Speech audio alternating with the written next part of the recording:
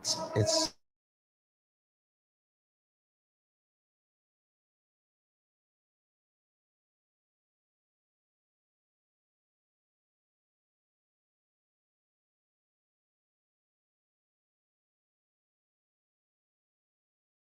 Your moderator, Shanika Haynes. Joining today's presser is Mr. Aubrey C. Norton, Member of Parliament, leader of the People's National Congress Reform and Parliamentary Opposition. The press statement today will be read by the leader. PNC calls on GCOM to solicit proposals from experts on using biometrics in our elections. Not unexpectedly, given her alliance and dalliance with the PPP, the GCOM chair Claudette Singh last week ruled against the use of electronic biometrics in the 2025 elections, claiming that it is not feasible within the time presently available. The PNCR rejects her decision as uninformed, irresponsible, devious, and conniving.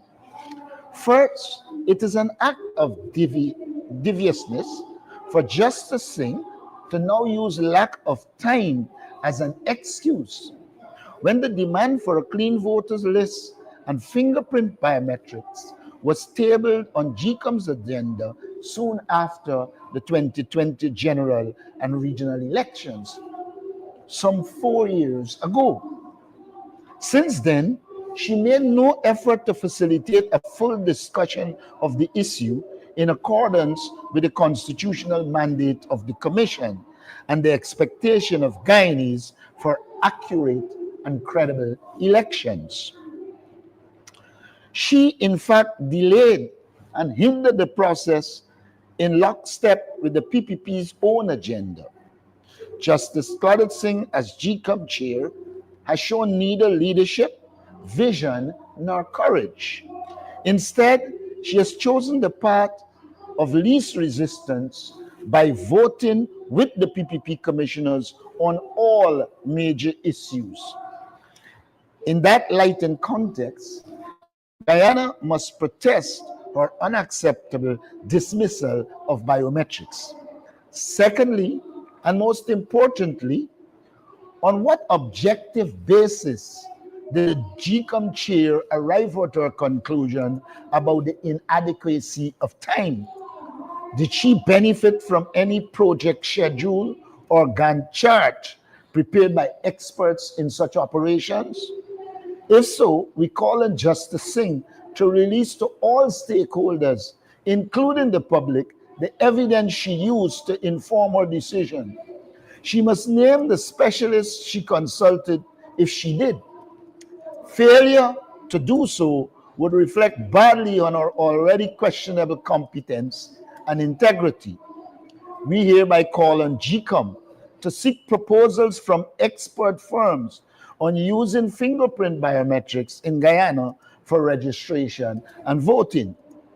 Advertising in the local and international media, submission of proposals and evaluations should take no more than 4 to 5 weeks. This is the only acceptable basis that GCOM and stakeholders can have a shared understanding of the time frame and other issues involved, and to make knowledgeable decisions. The integrity and credibility of the next elections cannot depend on the uninformed and inexperienced reflections of GCOM chair. They cannot depend on our personal or subjective feelings. They cannot be held prisoner by her political biases. They cannot be shaped by her fears and lack of motivation. She has no experience in biometrics technology and project management. Did she, for example, consider that certain processes, such as training of staff and public education, can run in parallel, thus saving time? The focus of our continued protests will be to get GCOM to urgently seek initial technical proposals on the use of electronic biometrics from reputable international firms Only such proposals can objectively and reliably inform us of the timeframes and any challenges involved. GCOM must move quickly on this front. Government must immediately restore the rights of the teachers' union. As we stated in our press statement on Tuesday, the PNCR welcomes the decision of the Court of Appeal to reject the state's application to stay Justice Kissoon's order that the government must continue to deduct and remit membership dues to the Guyana Teachers Union. On 19 April last year, Justice Kissoon not only ruled that the GTU strike was legal, but also slammed the government for stopping the deduction of union dues from the salaries of teachers. Quite appropriately, he described the move as, and I quote, arbitrary, unlawful, unreasonable, and without legal basis, unquote, and as a denial of the fundamental rights guaranteed under Article 147, which speaks to the protection of freedom of assembly, association, and demonstration. Since that ruling over 10 months ago, the government, which pretends to be on the side of the working class, has not budged from its position and has not reinstated the practice of deducting union dues from salaries. We call on the government to desist from this act of vindictiveness and executive lawlessness, now that the Court of Appeal has now spoken in favor of the rights and dignities of teachers and the entire working class in Guyana. We demand that government respect the appeal court's decision to deny its request for a temporary stay of Justice Kissoon order, meaning the ruling must be enforced now. Guyanese of all political affiliations must demand of the government to end the fight against the teachers and the teachers' union here and now. Guyanese must demand of the government to restore the full rights of teachers and their union immediately. We condemn the government's intention to appeal the court's ruling to the CCJ. The government must desist from abusing the court system to victimize and oppress hardworking Guyanese. Should the government insist on taking the matter to the CCJ, then we as the next government will withdraw the case immediately on taking office and compensate the union for all lost income resulting from the PPP's vendetta against it. We will then commence collective bargaining with the GTU to discuss proper remuneration and working conditions for teachers at all levels. Our teachers deserve to be treated with respect. Thank you. Thank you. At this time, I will take questions on the press statement.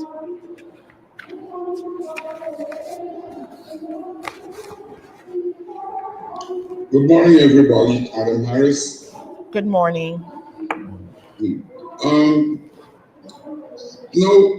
you are critical of the position of GCOM and the question of time, sir. But did you actually, how do I put this? Did you actually say to GCOM in the run-up to this question that we are seeking biometrics and there had been no movement over these years, sir? You said that it took about 4 years for this decision to be arrived at. But during those 4 years, were you pushing to have biometrics? The answer is yes. Even before I became leader of the opposition was pushing for biometrics. And when I became leader, we demanded biometrics publicly, and I think one time by letter.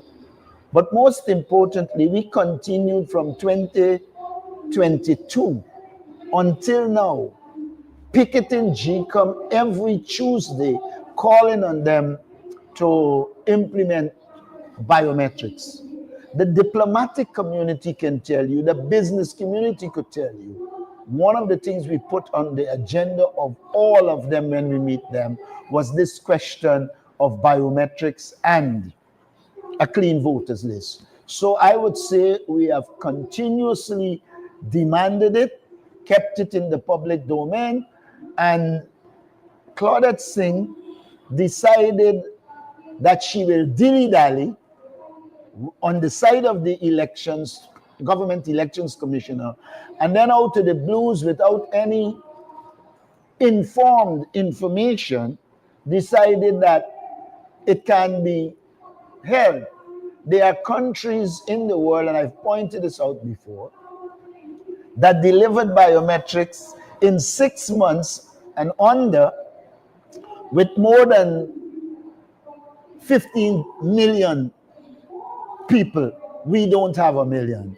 So I do believe that it is possible and should be done. Thank you. A quick follow-up. Go ahead. No, it's the same. Yeah, you said the opposition has long been pressing to this thing. It's the same with the voters list, and there has been no movement. Do you think it's deliberate that there has been no movement in either direction, biometrics and the desire to produce a clean voters list, sir? It is deliberate because you also have to link that to the non-publishing of the census. All the data saying to the People's Progressive Party and the government that you don't have the numbers to win an election. The government is dependent on elections that are not free and fair. It is the only way they can stay in power. And so I believe, and the evidence suggests, that Claudette Singh, knowing full well that that was the situation, dilly-dallied and never ever seriously intended to have either biometrics or a clean voters list. Thank you. All right. Any other questions on the press statement? Yes, if I may, I have a question. Go right ahead, Ms. Williams. Good morning, Trina Williams, Guyana Chronicle. Mr. Martin, coming back to your press statement, you said that Guyana should protest against the dismissal of biometrics. What exactly do you mean when you call for protest? Are you encouraging peaceful demonstrations within the bounds of the law? Or are you suggesting something beyond that? Well, I don't know what you consider to be something beyond that. But I know protest is defined in the English language. And I mean the exact meaning of it in the English language. Thank you. Any other questions on the press statement? All right, I'll open the floor for any other question, bearing in mind that we have time constraints due to Parliament in session, but the floor is open. Okay, I can start there. Mr. Norton, this week we saw that the PNU and AFC signed an MOU. However, Tuesday evening we saw Mr. Hughes saying absolutely not to you being presidential candidate. With the party supposed to come to a decision by March 31st, do you think that the conflict there, with you maintaining that PNCR, the presidential candidate, should come from there, and AFC holding a different view, do you believe that this would somehow hinder any sort of cooperation between the two parties? I believe that we have the ability to engage and resolve whatever issues emerge. Thank you. Mr. Mr. Martin, a follow-up there, please. Are you staying on your position that you will be the presidential candidate? I have long said that the PNC Congress said that I will be the presidential candidate, and if there is going to be any other as it relates to the PNC, I will be the person to determine. I wouldn't venture into speaking past that. Okay, and just one last follow-up from me. Mr. Martin, do you believe that these comments from Mr. Hughes somehow would have diminished, for lack of a better word, the united front that the opposition is trying to portray? Political parties take their positions. I'm a matured politician. I have to look at the situation and work towards coalition to achieve our objective. Our major objective is to get rid of a corrupt, incompetent political party named the PPP, in which they are misusing and mismanaging our resources, and therefore they are the major enemy of the people of Guyana, and our focus will be laser beam on getting rid of the People's Progressive Party. Thank you. Mr. Adam Harris. Yes, sir, what is the status of the move to the courts against the appointment of Clifton Hicken as commissioner? As far as I'm aware, they already had the management meeting, and I think a date has been set. I don't remember the date offhand, but I know it has been filed and a date has been set for hearing on the matter. Thank you. I'm back to the meeting, sir, with the Alliance for Change. I don't understand some of the things that this meeting is on life support. When the AFC and the APNU met, did you get the impression that in the first instance, this was a dying arrangement, and the arrangement was so dire that it's almost dead even before it got off the ground? I never gained that impression. You always have to leave space for when people comment suddenly. All kinds of things could happen. Now, we are going to address the issues and move forward. Thank you. All right. With the timing left, I'll open the floor for probably one or two other questions. All right. With there being no... Sorry. Go ahead. Could I please? Go ahead. Mr. Norton, Nigel Hughes would have disclosed that their negotiator is Austin Stewart. Could you tell us who's the PNCI negotiator? I am not obligated to say anything about the negotiators. I'm not being one to tell a political party what to do. If Nigel Hughes felt he should tell the world, and he did, I believe that we are better off having our negotiators not known. And so I will not be telling you who are our negotiators. Thank you.